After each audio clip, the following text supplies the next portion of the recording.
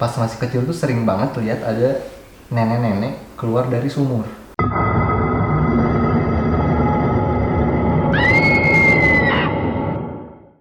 Oke guys, selamat malam. Kembali lagi bersama kami di channel kesayangan kita. Kita dong di Sam Project dengan konten Sam Mistik. Ya, tetap dengan moto yang sama. Makin bonyok, makin sakti. Boyo banget. Nah, jadi sekarang kita lagi ditemenin sama Halo, nama saya Pandu. Saya seorang pekerja seni komersial PSK dong. PSK. Sebelum kita nih Kak, kita mau ngejelasin dulu nih, biar nggak salah kaprah tentang moto kita yang tadi. Jadi di sini tuh kita mengangkat makin bonyok makin sakti dengan apa? Dengan intinya kita kan berkehidupan nih, kita ditempa oleh problema kehidupan. Yang namanya orang digebukin gitu bonyok, tapi ini tentang problema kehidupan yang diharapkan dengan ini kita menjadi sosok yang lebih bijaksana, lebih berisi, lebih berguna bagi sekitar gitu. Makin saktinya itu sakti dalam kayak blacksmith lah ya, banyak hal. makin ditempa jadi pedang. Oh iya gitu, gitulah pokoknya lah ya. Jadi tanpa ada maksud kita seperti sakti-saktian dukun-dukun, bukan seperti itu gitu.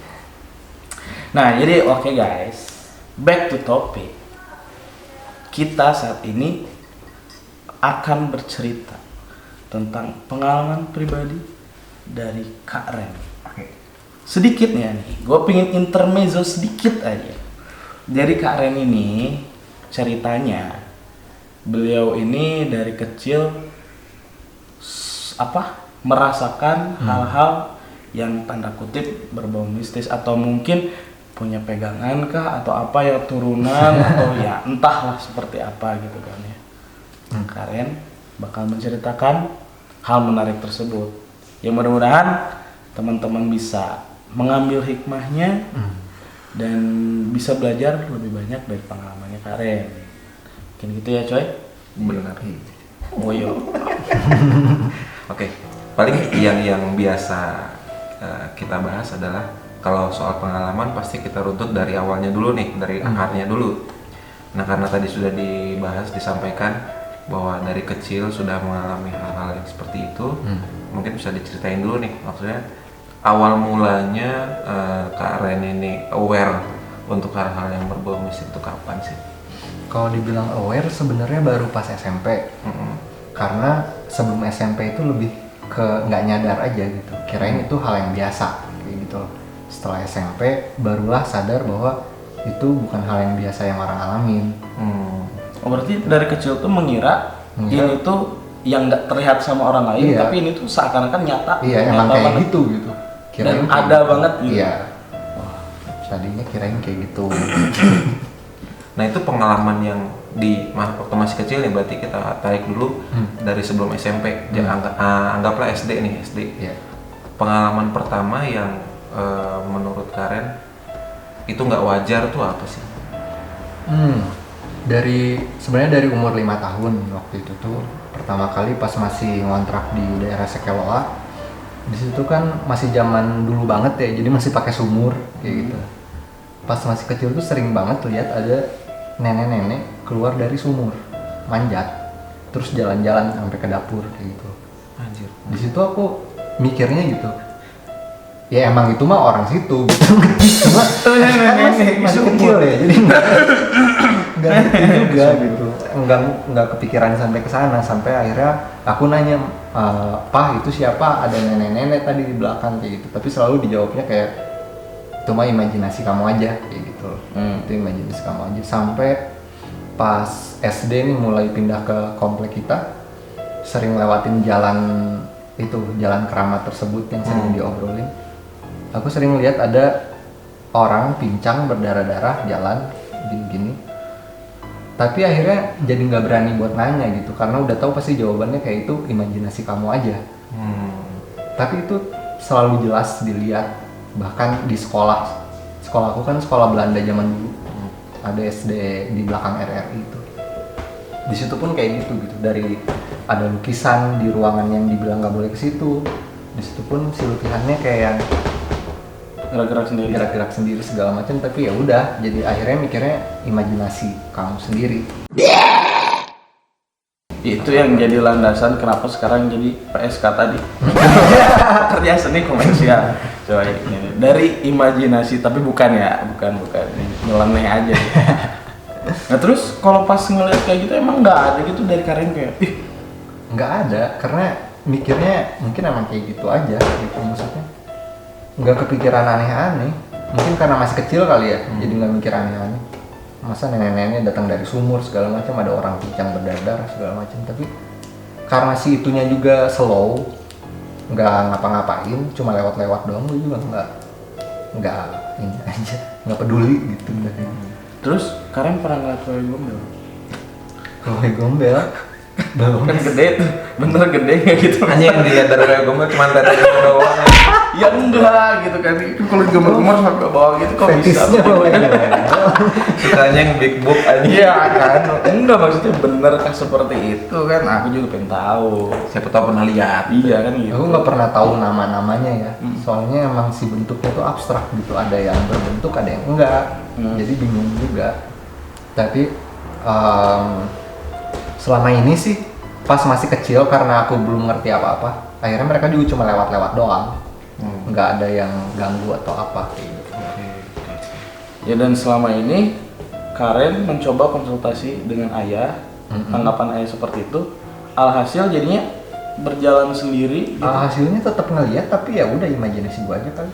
Oh dirinya tetap dengan keadaan yang seperti Yang diaminin itu kondisinya. Jadi lebih ke cuek aja, kayak nah ya udah sih, apa sih? nggak punya gitu perasaan atau pemikiran, wah ini kayaknya kan mungkin kalau sekarang kan konten-konten horor juga pun banyak, mungkin Karen lebih sering lihat, nggak ada gitu keinginan kayak pengen menggali lebih dalam. Nah itu pas mulai masuk ke SMP, karena di situ kan mulai ada apa sih dulu tuh, boleh nyebut nama? Boleh. Radio A dan FM yang kayak gitu, itu mulai cerita hantu segala macam. Nah di situ jadi mulai, oh berarti emang bukan imajinasi gue dong. Ada pikiran kayak gitu. Nah ada satu kejadian di mana akhirnya benar-benar aware bahwa itu bukan imajinasi. Jadi itu kejadiannya pas SMP lagi upacara, di depan lapangan tuh ada ruang perpustakaan 2 lantai, dan di atas tuh ada yang ngebuka jendela nih, Siang bolong itu? siang bolong, pagi-pagi, nggak ngaruh. Bolongnya bersih mana? Ah, nggak usah dibahas. Ada yang ngebuka, terus si kukunya panjang-panjang gak jelas, matanya satu dan bla bla bla. Tadinya cuma mikir ya imajinasi kayak gitu kan. Taunya teman yang sebelah tuh dia ngelihatnya sampai gini banget, sampai kayak gitu, sampai melongo banget kan. Nah berarti temennya punya kemampuan yang sama ya berarti kan? Dan di situ kaget, kirain cuma imajinasi ngelihat sendiri, akhirnya ngebisikin lah, ngelihat ini ya, ininya gini kayak gitu. Terus dia langsung gini, jangan diomongin, dia langsung ngomong kayak gitu kan. Gue juga nggak ngerti apaan sih. Jiper juga ya. Terus setelah itu Di situ langsung mikir, oh berarti apa yang gue lihat orang lain juga lihat gitu, ternyata nggak sendirian kayak gitu. Dan itu mulai nyoba buat deketin anak itu, buat ngobrolin segala macam. Walau dia juga agak takut-takut karena dia ngomongnya, kalau kita omongin ntar kita diganggu, dia ngomongnya kayak gitu. Sedangkan saat itu aku sama sekali nggak diganggu gitu, malah dia yang diganggu. Dan akunya malah sesumbar, kayak tiap ngeliat di pohon ini ada ini, di situ ada itu, pasti aku gambar. Masih excited berarti. nah tapi ini sih Masih sombong kayak yang, gue ngeliat ini nih, gue ngeliat ini kan, ngeliatin ke dia, taunya dia yang jahil banget orang itu ya. taunya dia yang diganggu gitu. Ya tapi ada ini sih, aku pernah ngobrol-ngobrol gitu sama orang, ya berhubungan dia juga kan mendalami hal-hal supernatural, mistis-mistis seperti itu. Tapi emang rata-rata untuk tanda kutip makhluk astral ini, itu tuh lebih suka menggoda, ngeganggu orang-orang yang takut gitu. Sedangkan kalau misalnya kayak Karen tadi kan tadi cuek kan, nganggapnya oh ya udah biasa aja. Ya mereka juga nggak akan ganggu gitu, karena ibaratnya manusia ini tuh punya vibrasi yang bikin mereka nggak nyaman. Dan sebenarnya mah ya kita, sebagai manusia kita lebih kuat gitu, dibandingkan jin-jin yang seperti itu gitu kan. Ya cuman ya mereka apa ibaratnya teh memakai kelemahan kita pas ada rasa takut itu gitu. Seakan-akan dia lebih wow padahal enggak gitu. Itu katanya sih seperti itu. Sayangnya saat itu pas nggak ngerti juga kayak indah sekali dunia ini bermacam-macam makhluk kayak gitu loh. Tapi itu kan berarti masih tahap pembiasaan berarti kan ya? Pas SMP. Iya. Itu maksudnya kan seenggaknya sudah menyadari bahwa oh nih gue punya kemampuan lebih nih soal yang hal-hal berbau mistik. Iya. Nah itu ada niat untuk mempelajari lebih jauh nggak, maksudnya supaya lebih bisa mengendalikan mungkin gitu? Nah saat itu sama sekali nggak kepikiran buat mengendalikan. Kepikirannya lebih ke kayak wah gue punya skill baru nih, seru juga kayak gitu loh.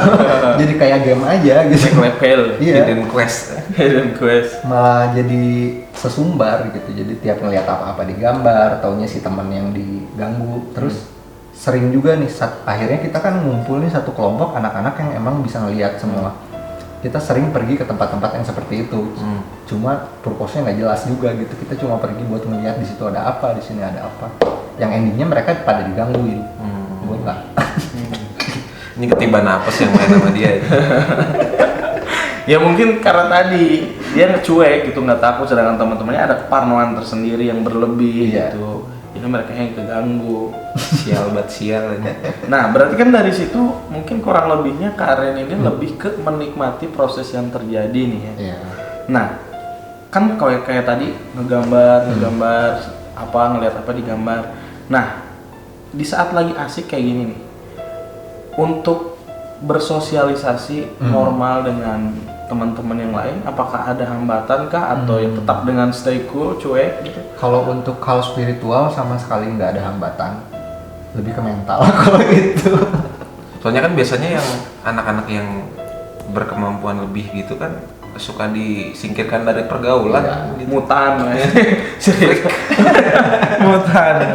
Itu mengalami nggak hal kayak gitu, maksudnya kayak disingkirkan dari pergaulan atau jadi terbatas gitu lingkungan sosialnya? Enggak juga sih, karena dari dulu emang aku ngobrol hal-hal yang seperti itu sangat terbatas. Jadi entah kenapa kayak punya radar. Aku tahu orang yang bisa dan nggak bisa kayak gitu loh. Diajak ngobrol. Bisa lihat atau enggak, okay. bisa ngerasain atau enggak gitu. Dari matanya. Misalnya aku ngobrol, aku lihat mata Bayu nih. Oh ini anak bisa. Ya udah ngobrol. Lu bisa coba tentang itu. Lu bisa apa? Bisa pakai lu. Yang mau coba ada linknya di bawah. Waduh, dukun online gitu. Nah itu tadi kan katanya ngelihatnya melalui mata nih. Membedakan matanya, misal yang bisa tuh kayak gimana, yang nggak bisa tuh kayak gimana? Ada spesifikasi khususnya nggak gitu? Nah, ada instrumen cinta. Kerasa dari energi ruangan sih sebenarnya. Kayak misalnya dia pas gue datang dia tiba-tiba bikin ruangan yang gak nyaman, berarti dia nggak pengen gue ada di situ. Hal yang kayak gitu sih. Atau pas lagi ngobrol sama orang, tiba-tiba ini orang kok beda tatapan matanya, kayak ngerasa dia diambil alih sesuatu. Oh berarti jangan ngobrolin itu. Itu di tahapan SMP udah bisa bedain? Enggak, itu SMA. Oh, oke, SMA. SMP mah sesumbar parah. Oh jadi jenjang SMA itu sudah lebih bisa mengontrol keadaan kondisi diri gitu. Karena pas SMA ketemu lagi nih sama komunitas yang bisa juga. Bedanya mereka ngajarin cara ngontrolnya. Yang dikasih tahu apa aja di situ? Jadi ini sebenarnya kelompoknya tuh kelompok agamis, akitabiah lah. Dan saat itu gue orangnya sangat-sangat nggak agamis, kayak gitu. Sempet diajakin satu kali, tapi gue nolak, kayak apaan sih, nggak jelas banget kayak gitu. Sampai dapat mimpi di mana ketemu sama anak yang ngajakinnya, tapi mata gue tuh kayak pengen membunuh anak ini. Nah itu aneh banget. Gimana ya? Ngejelasin. Jadi kayak diri gue diambil alih sama sesuatu, terus sesuatu ini pengen ngebunuh anak ini. Oh, mungkin lebih ke semi kesurupan gitu ya. Tapi kan dalam mimpi. Oh mimpi. Dalam mimpi gitu. Tapi rasanya nyata banget. Gue nggak dengar tadi. Kirain dia lagi real, Iya, tiba-tiba emang ada yang nggak bisa kemasukan terus. di mimpi itu tuh nggak bisa kontrol diri dan rasanya pengen ngebunuh anak ini gitu. Kayak ngapain lu ngajakin gua ke hal ini kayak gitu loh. Dari situ malah ketantang, maksudnya oh berarti ada sesuatu yang harus gue pelajarin nih dari kelompok ini. Karena ada sesuatu yang ternyata pengen ngambil alih kayak gitu loh. Yang gua nggak detect sebelumnya kayak gitu. Berarti pas SMA memang ada fenomena kayak gitu yang dialamin, maksudnya kayak ada sosok lain dalam diri, tapi belum bisa mengontrol dan mengetahui itu tuh apa gitu ya, masih bingung. Ya, karena nggak kelihatan, nggak kerasa juga. Itu ada diskusi nggak atau cerita ke orang yang ya kan tadi kan pilih-pilih nih orangnya, maksudnya ada sumber tertentu nggak yang diajak ngobrol? Ini kira-kira apa sih? Nyari tahu. Enggak, gitu. tadinya nggak ada sama sekali. Jadi cuman berjuang dengan itu sendiri gitu ya, Iya. berkutat. Berkutatnya lebih ke ignore aja, kayak nggak bodo amat, nggak mau tahu gitu. Gue nggak ada urusannya sama spiritual bla bla bla ini. Nah, tapi kan untuk apalagi di Nusantara ya, wilayah Nusantara, kita kental banget nih ceritanya tentang hal-hal mistis atau sesuatu. Bahkan ada beberapa sekolah-sekolah gitu yang ngajarin tentang hal ini. Emang dari Karindra nggak ada keinginan gitu untuk masuk sana? Karena toh dari apa yang pernah saya dengar, dari obrolan saya dengan teman-teman, untuk orang-orang yang punya kemampuan seperti ini, kalau diasahnya tanpa bimbingan, jadinya bisa salah. Iya. Karena yang tadi mungkinnya keadaan Karen yang di saat mimpi kok jadi pengen ngebunuh. Nah itu kan satu hal yang salah. Iya. Kita sepakat kan hal ngebunuh itu Iya. sesuatu yang salah. Nah jadi kan gaib ini kan halus dan ada negatif ada positif. Nah untuk membedakan negatif positif ini tuh kita butuh mentor gitu loh. Dari Karen sendiri nggak adakah rasa pingin kayaknya emang Akhirnya gua pingin. setelah mimpi itu barulah ada rasa itu. Sebelumnya nggak ada gitu. Terus setelah itu ngapain? Triggernya. Benar-benar cari orang atau gimana? Habis itu ya langsung oke, gue mau belajar hal ini karena ini yang gue rasain kemarin. Gue mimpi kayak gini, gue cerita ke anaknya dan ternyata anak ini tuh ngaku bahwa dia udah doa dalam seminggu ini biar gue gabung sama dia gitu. Karena gue butuh ditolong, dia ngomongnya gitu. Oke. Dan dijabah langsung doanya. Ya udah. Dia butuh ditolong. Nah berarti Karen yang di atas dong. Maksudnya bukan Karen yang cari mentor. Ya tapi kan dia meniatkan juga karena tadi penasaran. mau Tadinya belajar gue nggak di- tahu gitu apakah gue butuh pertolongan apa enggak, karena si sesuatu itu tuh gue nggak detect dan ngerasa bahwa nggak ada pengaruhnya juga kayak gitu loh. Tapi setelah ada ajakan itu, si sesuatu ini ke-trigger kayak gue nggak mau kayak gitu loh. Berarti responnya negatif ya dari sosoknya itu. Nah itu ke badan dampaknya apa? Sakit kah atau gelisah? Cuma di mimpi itu doang sih kerasanya. Pas di dunia ini Karen yang ini gitu. Geli kayak gitu. Mau jadi sange anjing. problemnya pas akhirnya kita ngelaluin satu ritual yang disebut dengan pelepasan. Itu gimana? Pelepasan gimana? Pelepasan mungkin kalau bisa disebut ruqyah, tapi ini versi Oh iya. Kristiani. Pelepasan. Nah di situ akhirnya barulah kerasa si efeknya gitu. Kayak ada jarum-jarum yang nusuk di dada, itu dilepasin satu-satu secara paksa. Kayak sakit banget, tapi sakitnya bukan fisik. Nggak tahu. Iya, rasanya Iya. karena kepekaan nih Karen. Jadi kayak dilepas paksa gitu ya. Iya. Setelah itu diajarin lah gini loh caranya on off biar lu nggak ngelihat yang aneh-aneh terus, dan itu akhirnya jadi inspirasi kesenian lu.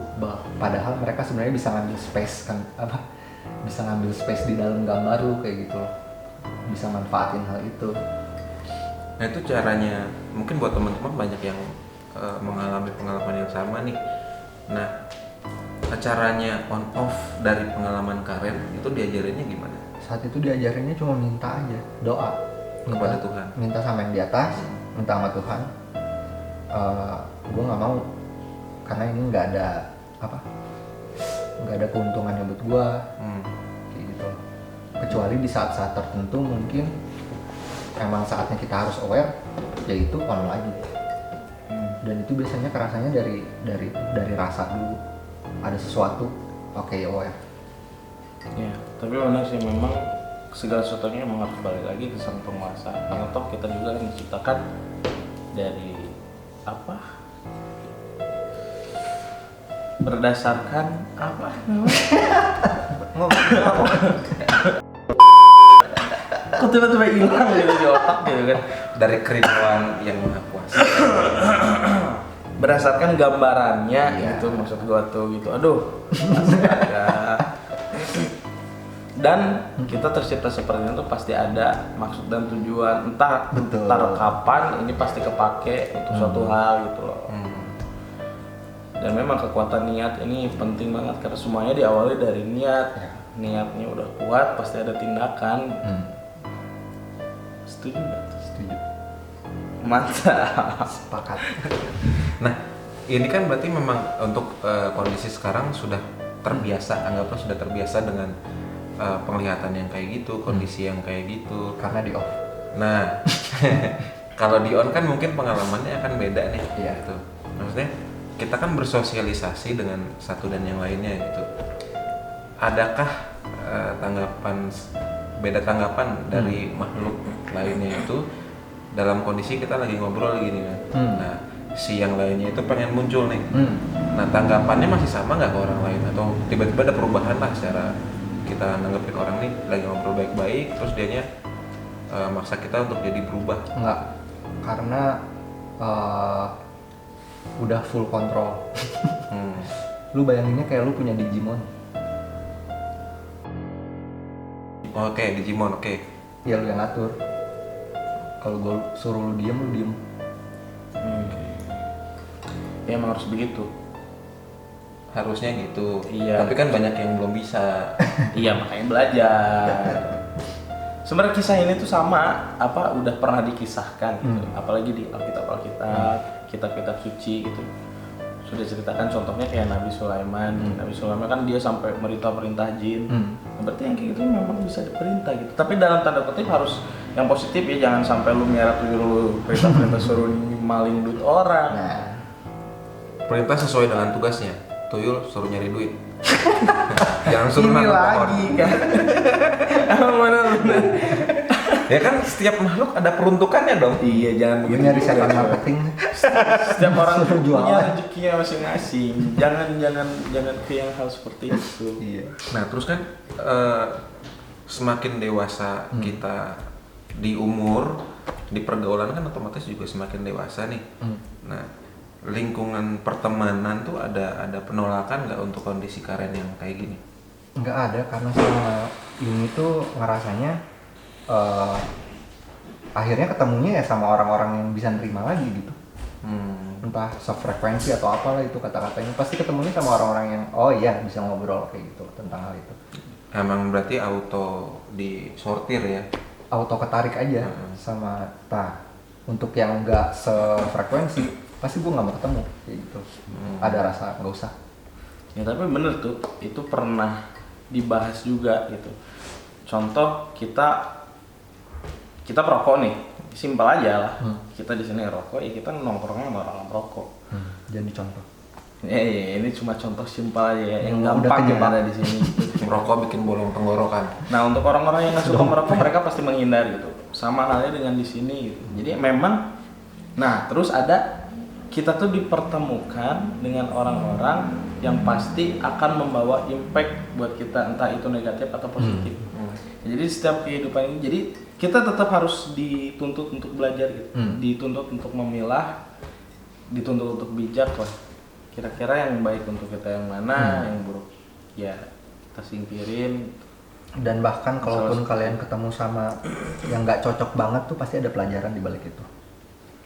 Tapi pernah ngerasa nggak sih Kak, kayak kita nggak cocok nih sama orang, padahal baru pertama kali ketemu nih, tapi badan tuh kayak udah nolak aja, nggak mau gitu gini.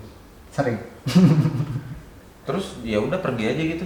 Enggak, lebih ke batasin batasin diri aja. Ya, jadi batasin lu minta rokok satu aja. Sorry Pak, saya nggak pernah minta-minta. Kan biasanya gitu anak nongkrong kan. Rokok dong. Anak nongkrong yang nggak punya duit, beli, nabung. Ya begitu kan biasanya. Ada beberapa kejadian sih, maksudnya karena punya radar ya, kayak tahu pas ketemu sama si ini ternyata si ini juga bisa gitu. Tapi ada rasa juga kayak nggak setiap orang cocok kayak gitu loh. Ya akhirnya nggak bisa dekat, kayak udah saling sama-sama pasang barrier, kayak ya udah nggak cocok ini. Cukup tahu aja lah. Cukup tahu. Jadi Cukup tahu. seenggaknya buat temen-temen yang punya kemampuan lebih dan merasa minder sama hal itu karena menurut kalian itu tuh nggak normal dan nggak wajar, nggak usah khawatir. Tetap ada lingkungan pertemanan buat kalian sendiri lah. Gitu. Ntarnya pasti ketemu guys. Kalian cuma kurang berusaha. Enggak sih. Tapi kita pernah bahas tentang ini tau. Kita pernah bahas tentang hal ini. Kita tuh selama hidup tuh pasti berhubungan dengan hal yang gaib. Karena sang pencipta kita juga yang maha gaib. Ya, jadi yang belum percaya tentang hal gaib ya cobalah. Ngerti lah. Jangan kagok, lu percaya Tuhan, gak percaya dualanya. Tapi pasti ada tujuannya sih, maksudnya kalian dikasih hal itu pasti suatu saat ada tujuannya, entah itu menolong orang atau membuat lawan jenis menjadi suka pada kalian. Who knows? Itu tergantung lu makanya buat apa kayak gitu loh. Tenang, para jomblo ada jalan. Makanya buat apa? Nah itu diserahin pasti ke niat diri sendiri lagi ya. Okay. Jadi pengaplikasian di kehidupannya mah tergantung kita sendiri ya. Pun buat kalian yang punya kelebihan yang sama, misal, ya jangan dimanfaatkan untuk hal yang negatif karena semua ada karmanya lah paling enggak itu. Betul. Ya, hukum alam berjalan. Ilmu tabur tuai, apa yang kamu tabur Itu yang kamu. tuai. Suatu saat nanti kan. Gimana kita mupuknya nih? Kasih air bagus atau air comberan? Atau air? Tidak. Eits. Nggak akan kemakan. Orang nggak akan kemakan. Ini nanti tuyul lah banyak. Mancing lagi. Nah, kalau dari Karen nih, maksudnya kan